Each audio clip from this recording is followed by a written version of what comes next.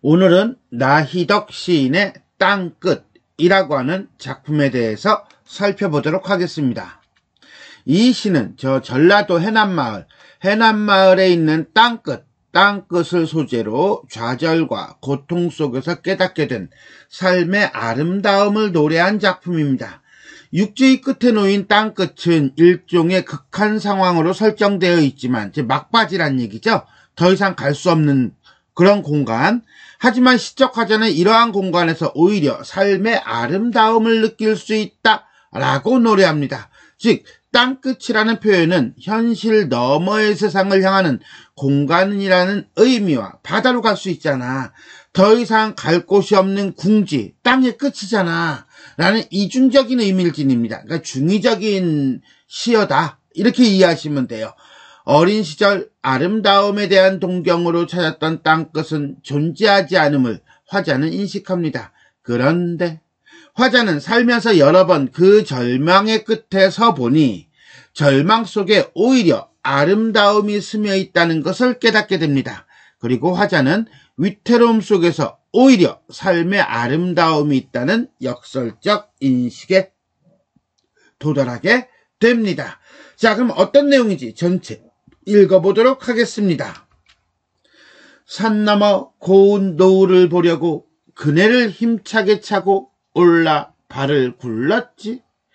노을은 끝내 어둠에게 잡혀 먹혔지. 나를 태우고 날아가던 그네줄이 오랫동안 삐걱삐걱 떨고 있었어. 어릴 때는 나비를 쫓듯 아름다움에 취해 땅끝을 찾아갔지. 그건 아마도 끝이 아니었을지도 몰라. 그러나 살면서 몇 번은 땅끝에 서게 되지. 파도가 끊임없이 땅을 먹어 들어오는 막바지에서 이렇게 뒷걸음질 치면서 말이야. 살기 위해서는 이제 뒷걸음질만이 허락된 것이라고. 파도가 아가리를 쳐들고 달려드는 곳 찾아 나선 것도 아니었지만 끝내 발 디디며 서 있는 땅의 끝. 그런데 이상하기도 하지. 위태로움 속에 아름다움이 스며 있다는 것이, 땅끝은 늘 젖어 있다는 것이, 그걸 보려고 또 몇 번은 여기에 이르리라는 것이 라고 되어 있습니다. 전체 3개의 연으로 이루어져 있다라고 보시면 될 거예요. 자, 그럼 한 구절 한 구절 살펴보도록 하겠습니다. 여기 이렇게 과거라고 써 있는 거 보니까 과거와 현재와 과거라고 하는 시간적 배경에 대비가 이루어지고 있구나 라고 볼 수 있겠네요. 산 너머 고운 노을을 보려고, 이때 말하는 고운 노을은 내가 원하는 거죠. 화자가 원하는 어떤 꿈, 희망, 이상과 같은 긍정적 가치일 거예요. 그네를 힘차게 차고 올라 발을 굴렀지. 자, 그럼 이 그네는 노을로 가기 위한 어떤 시도, 행위, 도구 등등등등으로 보면 되겠나요? 오케이, 꿈을 향하려는 시도, 현실 극복의 수단이라고 보면 되겠어요. 땅을 힘차게 그네를 타고 올라 발을 꽝 하고 굴렸대요. 결국 뭡니까? 현실을 극복하고 꿈을 이루려는 노력을 했다는 것이겠지요. 그런데 말입니다. 노을은 끝내 무엇에, 어둠에게, 이 어둠은 부정적이고 폭력적인 상황이라고 한다면 내가 보고자 했던 고운 노을은 잡아 먹혔습니다. 한마디로 어린 시절의 꿈이 좌절됐다는 거죠. 그 다음에 노을이 어둠에게 잡아먹혔대요. 말도 안 돼. 이거는 시간이 껌껌해졌다, 저녁이 되었다는 얘기인데 화류법입니다. 자, 그러면서 우리는 또 하나, 굴렸지, 먹혔지, 뒤에도 한 번 더 나오는데 이렇게 지라고 하는 종결 어미를 반복해서 가군, 운율을 형성하고 있다는 것도 알 수 있어야 합니다. 나를 태우고 날아가던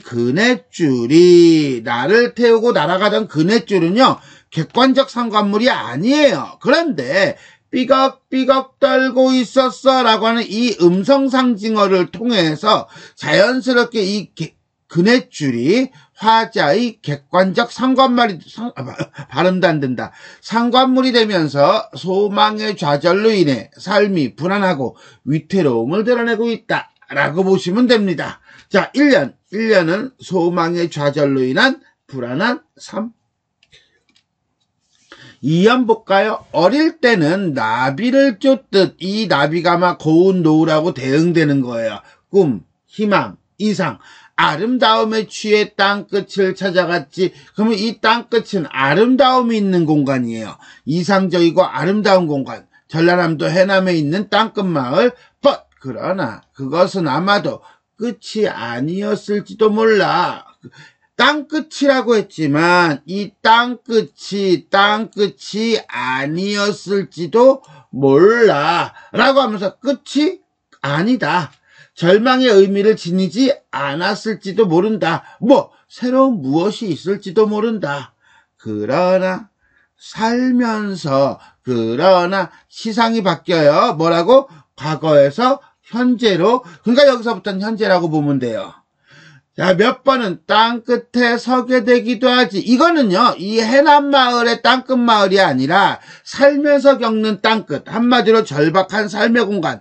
절망적인 상황이에요. 그 절망적인 상황에 서게도 되지. 라고 한다면 이 땅끝이라는 의미는 1번, 2번, 3번으로 이렇게 우리가 의미가 세 가지 있을 수 있네요.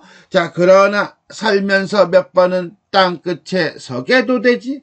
파도가 끊임없이 땅을 먹어 들어오는 막바지. 파도가 막 밀려온다는 거예요. 그럼 파도는 나에게 위협을 주는 존재, 어떤 절망감을 주는 존재, 고통을 주는 존재라고 한다면 땅을 먹어 들어온다는 것은 매우 위태롭고 절망적인 막바지, 극한 상황이라는 거죠. 오케이? 그런 점에서 본다면 땅끝은 막바지의 의미를 갖는다라고 보면 돼요. 여기서는. 자, 파도와 땅의 관계인데 땅끝에 선 화자가 처한 현실의 의미를 파도를 통해서 어떻게 본다면 상당히 구체적이고 실감나게 표현하고 있다는 거예요. 이렇게 뒷걸음질 치면서 말이야. 왜 뒷걸음질 칩니까? 살려고. 빠지고 싶진 않거든. 그래서 포기할 수 없음. 삶에 대한 애착. 이렇게 보는 겁니다. 이연은 힘겨운 삶에서 느끼는 절망. 3년 보겠습니다. 살기 위해서는 뒷걸음질 쳤잖아요. 그죠? 살기 위해서는 현실에 순응하는 삶인가요?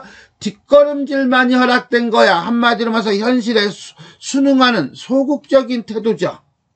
파도가 아가리를 쳐들고 달려오는 곳, 거기가 어딘데? 땅끝이죠. 절망적인 상황이고요. 위기가 나타나는 상황에 그것을 마치 파도가 아가리를 쳐든다라고 하는 걸로 상당히 감각적으로 표현하고 있다라고 보시면 되겠고요. 그런 점에서는 화리법이에요. 찾아 나선 것도 아니지만 내가 원한 것도 아니지만 끝내 발 디디며 서 있는 절박한 상황, 절망의 공간, 땅끝. 그런데 이야기 또 뒤집어져요. 시상의 전환이에요. 그런데 아까는 그러나 하면서 과거에서 현재로 넘어오는 시상의 전환이었다면 이거는 부정적 인식에서 긍정적 인식으로 바뀌는 인식의 전환으로서의 시상의 전환이에요. 그러니까 그러나와 그런데는 조금 달라요. 시상의 전환이긴 하지만 이상도 하지, 이상하기도 하지. 위태로움 속에 아름다움이 스며 있다는 것이, 한마디로 절망적인 상황에서 희망을 발견할 수 있다는 것이 이상하지 라고 하는 역설적 인식이 드러납니다. 그러면서 얘기합니다. 땅끝, 내가 그렇게 뒷걸음질 쳐서 도망치려고 했던 그 땅끝은 늘 항상 어때요? 젖어 있다는 거예요. 메말라 있는 게 아니에요. 그래서 땅끝은 절망적이지만 희망을 품고 있는 공간이고요. 젖어 있다는 것은 희망이 있다는 거예요. 왜? 바다가 뭐 하는 부분이니까, 시작하는 부분이니까. 그걸 보려고, 뭘 보려고? 위태로움 속에 아름다움이 스며 있다는 것을 보려고. 또 몇 번은 여기에 내가 이르리라는 것을 이상도 하지. 이렇게 되는 거야. 결국 뭡니까? 나는 왜 이 땅끝이 옵니까? 젖어 있는 것을 보기 위해서, 시작이라는 것을 보기 위해서, 희망이라는 것을 보기 위해서죠. 살면서 절망에 빠지겠지만 그때도 땅끝에서 희망을 통해 절망을 극복하게 될 것임을 암시하고 있습니다. 결국 3년은 절망 끝에서 깨달은 삶의 의미라고 보시면 되겠습니다. 자, 이렇게 해서 우리는 자, 나희덕 시인의 땅끝이라는 시를 한행 한 구절 한 구절 살펴보았습니다. 자, 그럼 전체 정리해 보도록 하겠습니다. 자유시 서정시고요. 사색적이고요. 절망에 대한 인식과 역설의 어떤 역설적 극복을 보여주고 있습니다. 과거와 현재를 교차하면서 시상을 전개하고 있는데요. 또 하나 긍정과 부정, 부정과 긍정이라는 인식의 전환을 통해서도 시상을 전개하고 있다라고 하는 것도 알아두면 좋겠습니다. 자, 과거에는요, 나비를 쫓듯 땅끝을 찾아갔습니다. 현재. 그러나 살면서 몇 번은 땅끝에 서게 되죠. 그리고 이제 뒷걸음질만이 허락된 것임을 알게 됩니다. 자, 2년과 3년은 그러나를 중심으로 과거와 현재가 대비가 일어납니다. 특히 어릴 때는 이 이제와 대비되어 시간의 변화에 따른 화자의 상황, 처지가 부각이 됩니다. 반면에 그러나 말고 또 뭐가 있냐 그러면은 그런 데가 있어요. 그런데 이상도 하지 위태로움 속에 아름다움이 스며 있다는 것이 라고 하면서 아까 그러나가 시간의 어떤 전환이라고 본다면 이 그런데는 인식의 전환이에요. 화자는 살면서 겪게 되는 힘겨운 상황을 위태로움 속에 아름다움의 논리로 극복하려고 하고 있습니다. 이런 점에서 볼 때 시적 상황에 대한 화자의 무엇이 인식이 전환되고 있음을 드러냅니다. 이런 점에서 본다면 이 시는 접속 부사어를 통해서 시상의 전환이 두 번 일어나는데 그러나는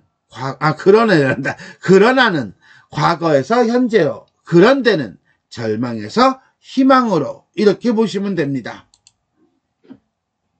두 번째, 땅끝에 중의적 의미를 활용하여 주제를 드러내고 있다. 자, 시어자 땅끝. 땅끝인데 이 땅끝은 중의적인 표현을 사용하면서 시적 의미를 풍부하게 한다라고 할 수 있어요. 첫 번째는 전라남도 해남마을에 해남에 있는 땅끝마을을 얘기합니다. 그러면서 이상적이고도 아름다운 공간이에요. 그래서 아름다움에 취해 땅끝을 찾아가요. 그러나 살면서 땅끝에 서게 됩니다. 이것은 절박한 삶의 공간에 선다라는 거예요. 그러니까 이 시어는 긍정적인 의미와 부정적인 의미가 다 들어가 있어요. 그러다가 위태로움 속에서 아름다움이 스며 있다는 것, 땅끝은 늘 젖어 있다는 것을 알게 됩니다. 이거는 2번하고 3번을 합친 의미죠. 위태롭고 절망적인 거 있어요. 그러나 희망을 품고 있어요. 그래서 낙관적이고 긍정적인 전망을 보여주는 시어이다. 이렇게 마무리를 짓고 있습니다. 화리법. 파도가 아가리를 쳐들고 달려오는 곳이래요. 파도를 생명력 있는 대상으로 취급하여 화자에게 위협적인 시적 상황을 드러내고 있습니다.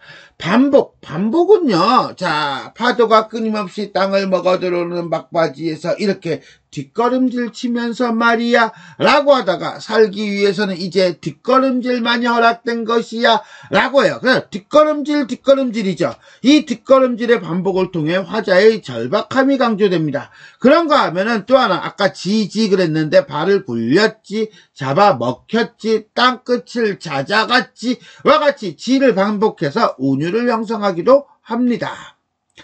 어둠이에요. 어둠에게 잡아먹혔어요. 이 어둠은 어떻습니까? 시각적 심상이죠. 근데 삐걱삐걱 떨고 있었어요. 이거는 뭡니까? 청각적 심상이에요.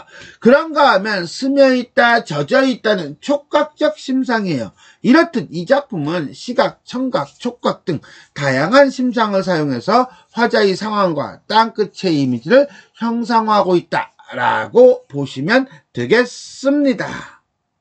자, 이렇게 해서 우리는 나희덕 시인의 땅끝에 대해 살펴보았습니다. 자, 지금까지 내용이 도움이 되셨다면 좋아요와 구독 버튼 눌러주시고요. 알림 설정 부탁드리겠습니다. 수고하셨습니다.